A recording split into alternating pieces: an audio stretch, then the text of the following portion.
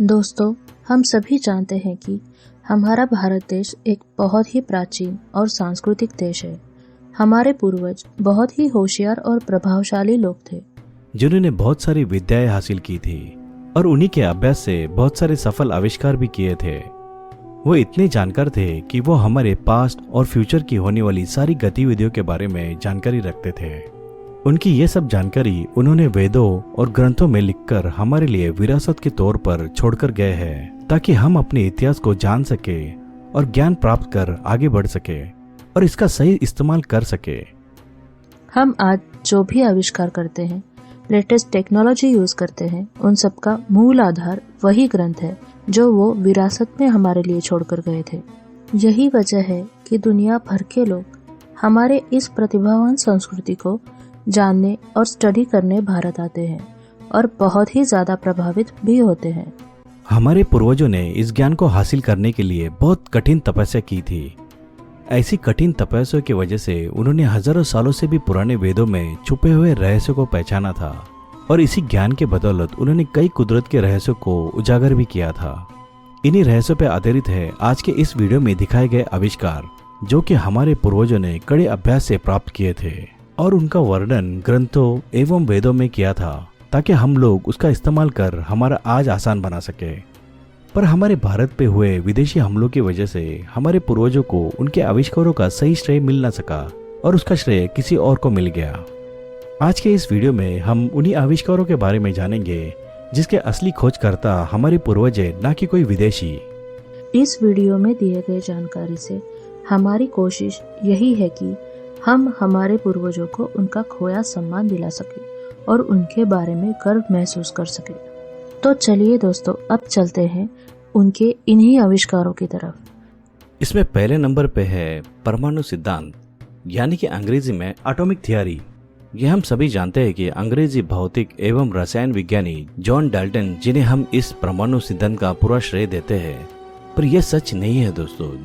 John Dalton से 2600 साल पहले भारत के ऋषि और दार्शनिक आचार्य कनाद जी ने इस सिद्धांत को खोज निकाला था।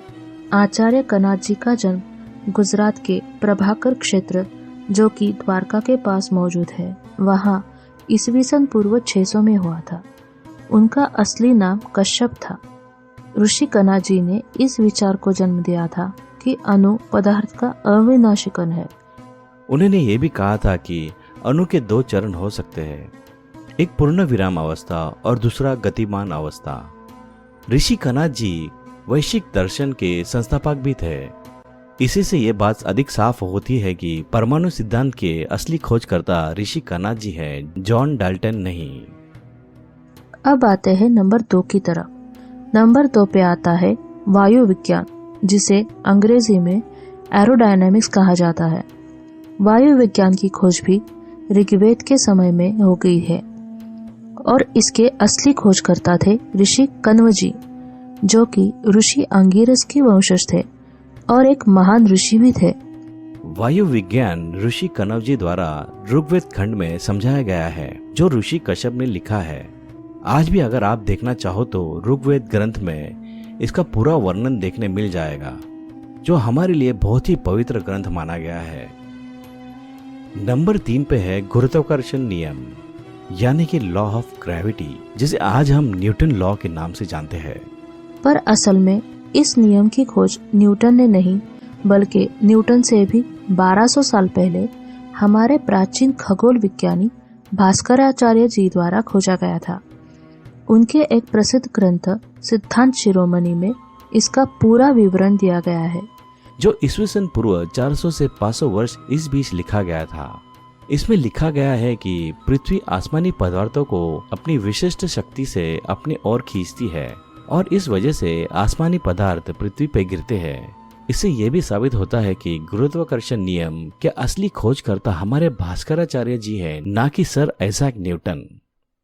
नंबर 4 पे है मिसाइल प्रणाली, यानी कि self guided advance missile technology. इस प्रणाली की खोज भी हजारों साल पहले महर्षि विश्वामित्र जी ने की थी। महर्षि विश्वामित्र जी जन्म से ही ब्राह्मण नहीं थे। उनका जन्म क्षत्रिय कुल में हुआ था।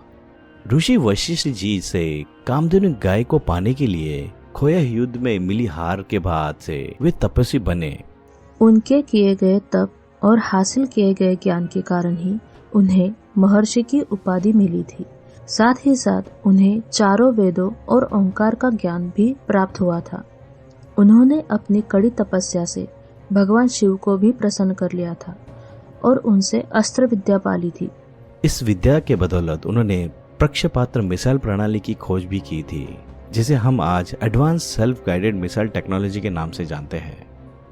नंबर 5 पे है शल्य चिकित्सा विज्ञान, यानी कि एडवांस साइंस ऑफ सर्जरी। इसकी खोज भी लगभग 2600 साल पहले महर्षि सुश्रुत जी ने की थी, जिन्हें शल्य चिकित्सा का जनक भी माना जाता है। जनक का अर्थ होता है गॉडफादर। वो शल्य चिकित्सा करने में बहुत ही निपुण थे, जिसे हम आज मेडिकल फील्ड का बेस मानते हैं। वो सुश्रुत संहिता ग्रंथ भी महर्षि सुश्रुत जी द्वारा लिखा गया है, जिसमें एडवांस सर्जरी के बारे में विस्तार से बताया गया है। इस ग्रंथ शल्य चिकित्सा में लगने वाले औजारों के नाम जैसे कि सुई, नाइफ और चिमटा, ऐसे तकरीबन 125 से भी ज्यादा उपकरण और 300 तरह के शल्य क्रियाओं या ऑपरेशन और उसके पहले की जाने वाली तैयारियों के बारे में, जैसे कि उपकरण उबालना आदि के बारे में पूरी विस्तार पूर्वक जानकारी दी गई है। ऐसा कहा जाता है महर्षि सुश्रुत जी मोतियाबिंद, पथरी, हड्डी टूटना जैसे पीड़ाओं के उपचार के लिए शल्यक्रम यानी ऑपरेशन करने में माहिर थे।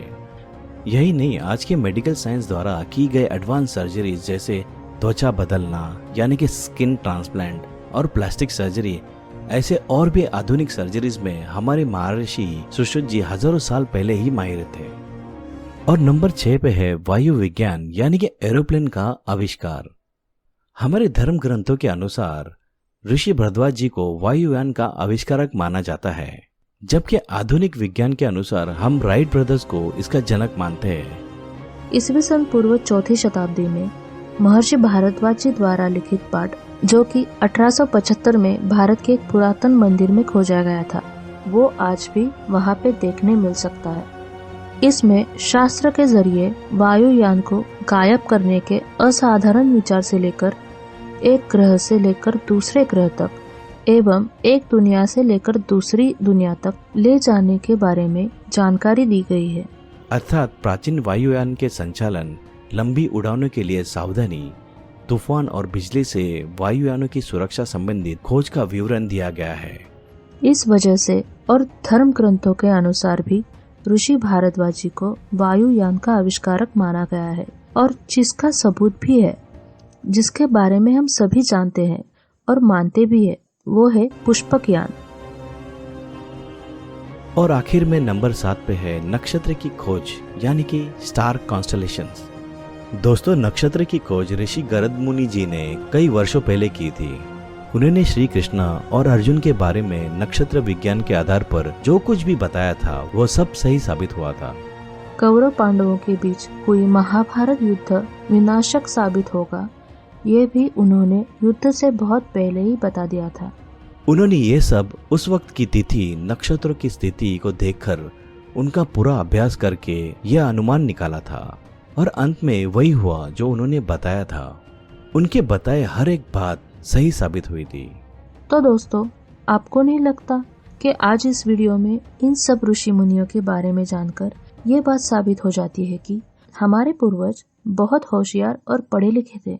उन्होंने कई हजार साल पहले ही इतनी मॉडर्न आविष्कारों की खोज की थी, और उन्हें यह भी पता था कि एक दिन ऐसा आएगा जहाँ ये सारी बातें आम हो जाएगी, जो उस जमाने में बहुत ही असामान्य और अविश्वसनीय थी। दोस्तों, आज मुझे ये सब जानकर अपने भारतीय होने पर और भी ज्यादा गर्व महसूस हो रहा है, और मुझे यकीन है आपको भी गर्व महसूस हो रहा होगा। इस बात पे दोस्तों एक लाइक तो जरूर बनता है। आज के वीडियो में बस इतना ही। वीडियो पूरा देखने के लिए धन्यवाद। आशा करते हैं आप लोगों को हमारा यह वीडियो अच्छा लगा होगा। अगर वीडियो अच्छा लगा हो तो ये वीडियो को लाइक, सब्सक्राइब और शेयर जरूर करें। हम आपके लिए नए नए और इंटरेस्टिंग टॉपिक लेके हमेशा आते रहेंगे, यह हमारा आपसे वादा है। हमें आशा है कि आपको वो भी जरूर पसंद आएंगे। तब तक के लिए आपके होस्ट और दोस्त माही और सई आपसे इजाजत लेते हैं। जय हिंद, जय भारत।